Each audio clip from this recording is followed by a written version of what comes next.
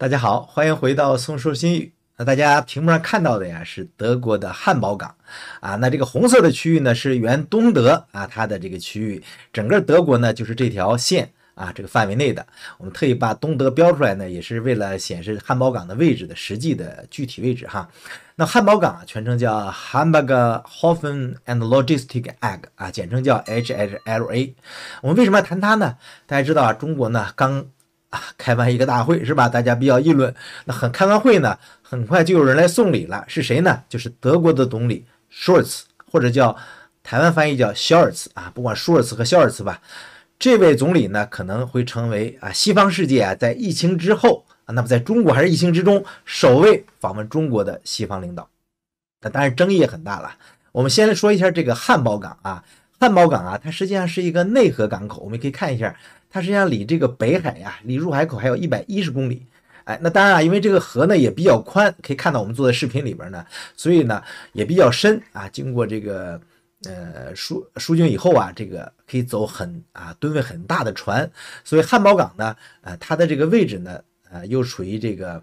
易北河的下游，所以呢，它被称为德国的世界之门啊，也是德国最大的港口。那它的这个吞吐量而言啊，它是欧洲的第3大港口。那第一、第二是谁呢？就是大家现在看到的安特卫普，比利时的，荷兰的鹿特丹，这是欧洲的第一、第二大的港口啊。它们的纬度啊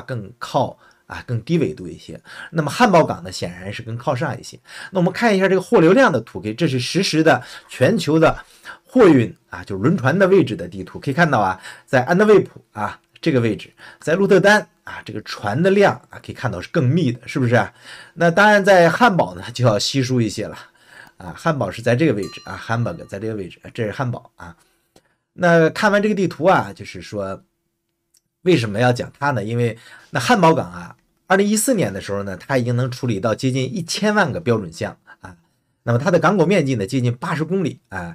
曾经是自由港，当然后来废弃了。那这个港口几乎和汉堡的城市一样古老。我们说 Hamburg 是吧？但是汉堡港呢也是非常出名的。它从1189年就是在弗里德里克一世的时候，就在易北河的河口呢就建立了可以说1000年的港口。那几个世纪以来它一直是中欧的主要港口也是汉堡这个成了当时周边的这个富人比较集中的地方。那从13世纪到16世纪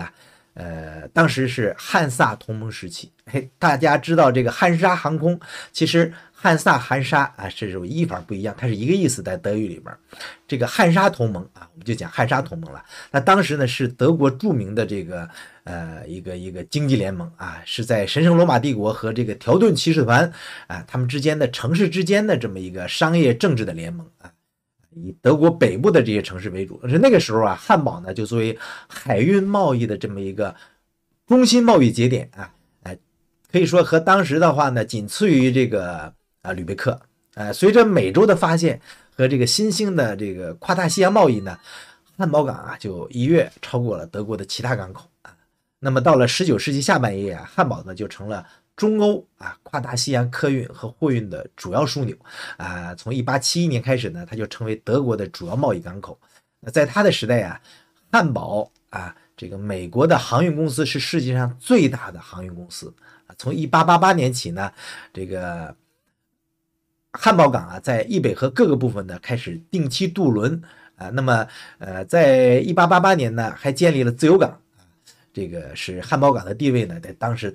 可以说是风头非常劲当然呢因为经过了1战2战德国所以汉堡当时它的造船厂就是在汉堡港的这个我们看到的这个汉堡造船厂呢先后2次呢都失去了它的船队和位置那么在1945年到这个1990年这个德国两德的分裂期间呢，汉堡港就是它东边这一块的大部分腹地都是东德的，它就失去了它的腹地，也就失去了很多的贸易关系然而德国统一之后呢，汉堡又恢复了那我们可以看到我们现在就把这个东德的这个地图给取消掉我们可以看到这就是整个德国和汉堡港的位置这么一个图那当然汉堡港也是重要的邮轮港口就我们看到的这个最大的邮轮都可以在这停靠像挪威波罗的海的主要邮轮港口因为它也有造船厂，也可以修船嘛，所以呢就设计制造翻新啊，游艇和游轮也都在这儿。所以呢，汉堡港的功能是特别就是这种复杂的啊。因为这个汉堡港的这个位置呢，它也成了世界各国啊争相投资的中心地区之一。汉堡港对德国这么重要，对欧洲又这么重要，对中国的一带一路啊，对中国的战略目标也特别重要。所以呢，中国呢肯定是想出手收购。这就是我们这个故事舒尔茨来中国访问的一个重要的一个目的。那么舒尔茨来中国来不是争取中国来投资的，而是呢把中国的中远就是中远这家公司呢运营这个远洋货运的，把它入股德国港口呢作为和中国的一个交换条件。在德国内部是有很多反对声音的。这样这个舒尔茨他刚刚选上来的时候呢，他组成的是一个联合政府。大家知道他在之前他担任过德国的财政部长。在德国财政部长之前他担任过8年的汉堡市长。所以呢，汉堡港当然是汉堡市的最重要的资产嘛。所以呢，他对汉堡港的投资是非常热心的。很早的时候呢，就想把中国国资企业呢，吸收到汉堡港的运营里边。那么汉堡港呢，现在希望中资入股呢，能够为它的集装箱码头呢带来更多、更持续的这种所谓规划确定性的这个营运指标所以呢，这个交易呢，正在进行中，就是中远可能会收购汉堡港30%的股份，中国国企那当然这个事儿一出来之后呢，一直是引起很大争议，一直到现在快要确定的时候，争议都很大。那么德国的担心是什么呢？大家可以看到他实际上担心什么呢？如果中远不入股这个汉堡港，那假如说入股了鹿特丹或者安德卫普或者其他的港口，那这2个港口本来都是数一数二的，那对汉堡港的这个引流作用会更明显。汉堡港呢可能会进一步就失去和其他的2个港口呢会距离越行越远所以呢他就担心中国呢就是会集装箱呢会转移到别的地方。那现在呢汉堡港大概有转运了近1/3这个集装箱呢是来自中国或者是前往中国的。所以呢它是中远入股这个汉堡港之后呢，对于稳定它中方的这些集装箱呢确实是有帮助的。那如果没有入股，那可能地中海的港口就可能会抢走一部分这个汉堡港的货流。大家知道，如果通过苏伊士运河以后，首先过的是意大利、希腊这些港口，同样可以通过陆运的运到欧洲的腹地，是吧？所以呢，汉堡港是有这个担心的，是比较也是合乎实际的。所以现在的汉堡市长叫什么呢？叫Peter Tschentscher 这个德语不太好念应该 Peter Tschentscher。他说拒绝中远入股会导致汉堡港在面对鹿特丹、安德卫普的竞争中处于劣势，因为中远海运呢早已经入股了鹿特丹和安德卫普，并且呢这个谈判呢也持续很久了。如果最终没有谈成，那中方可能会扭头继续向那2个港口投资。所以他认为呢，我们完全的国有资产不会流失的港口的土地所有权还掌握在汉堡港手中就是完全的国有资产，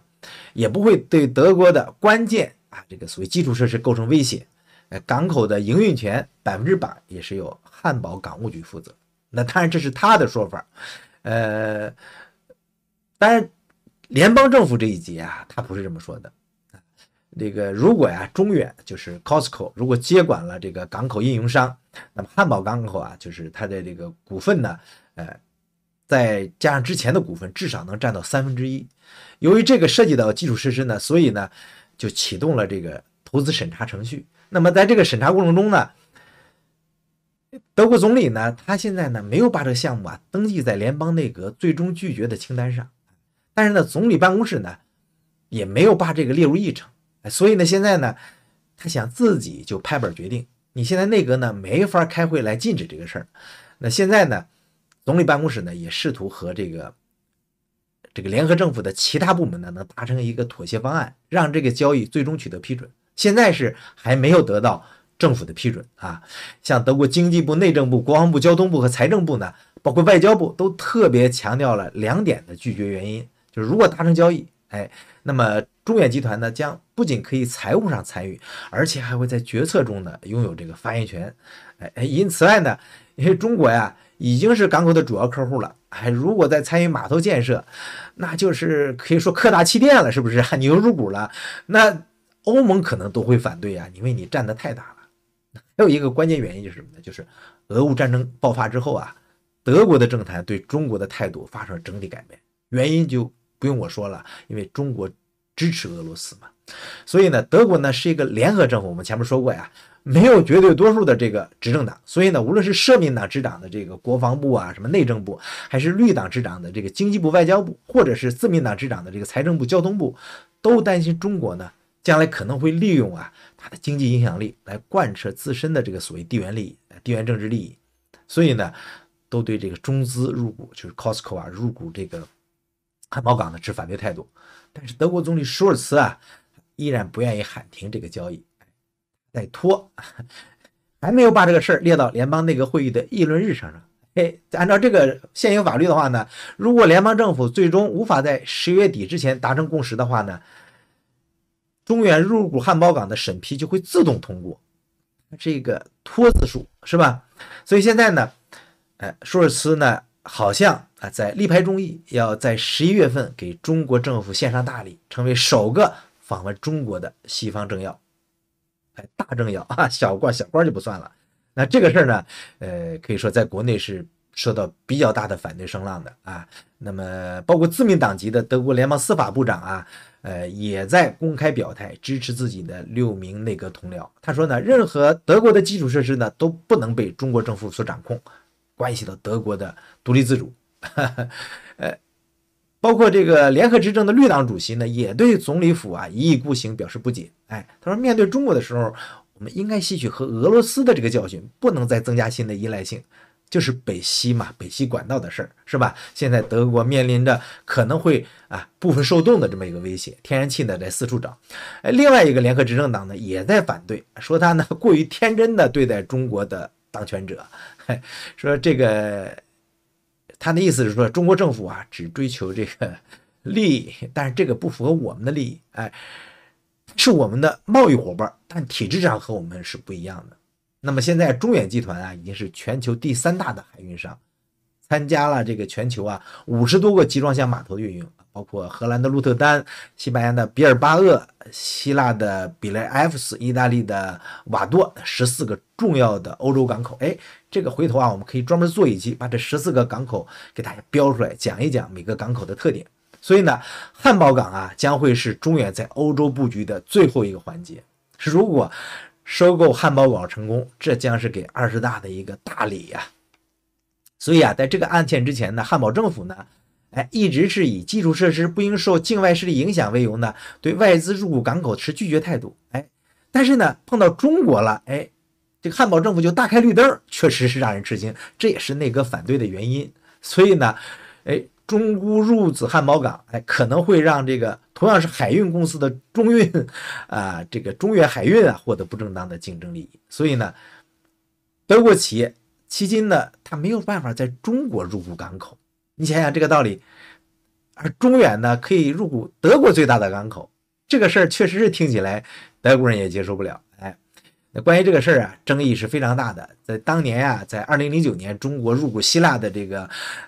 比雷埃夫斯港的时候呢，就有过这个问题。当时在2016年中远呢入股了这个希腊的港口，占了1半以上的股份大概是60%吧，是多少，获得了港口的掌控权。后来呢碰到了这个欧洲难民事件，大家知道这个难民就占领了港口并且阻断了这个纵贯巴尔干半岛的铁路运输，大量的货轮呢为了规避风险呢，纷纷的转靠了其他港口，影响了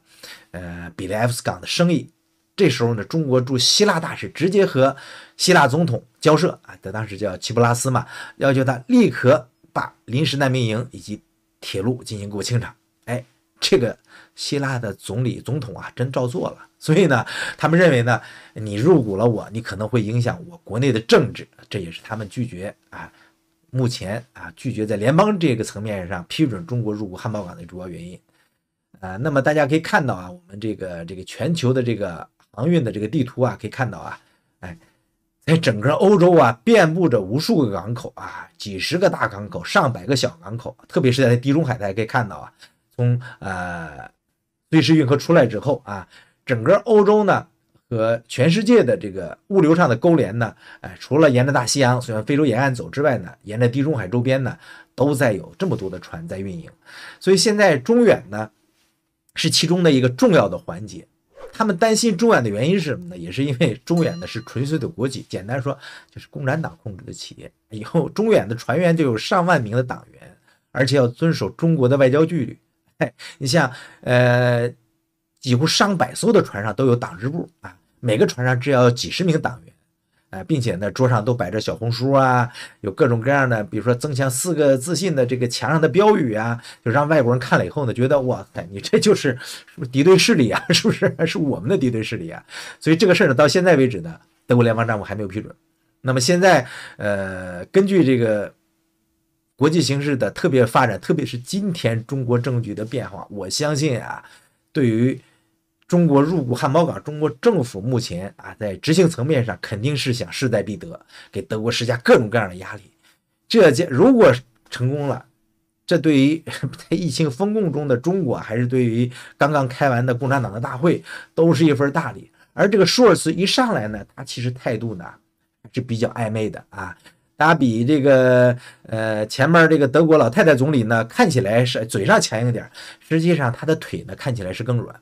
那么现在呢，已经到了这么一个局面啊，大家可以看到我们做的这个汉堡港的各种各样的地图，这确实是一个好港口啊，是一个重要的战略位置。但是呢，我相信啊，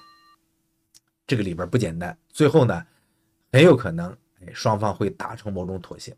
我们拭目以待吧。那好的，关于中资入股汉堡港的这个情况呢，和大家聊到这儿，谢谢您的收看，咱们下次再见，拜拜。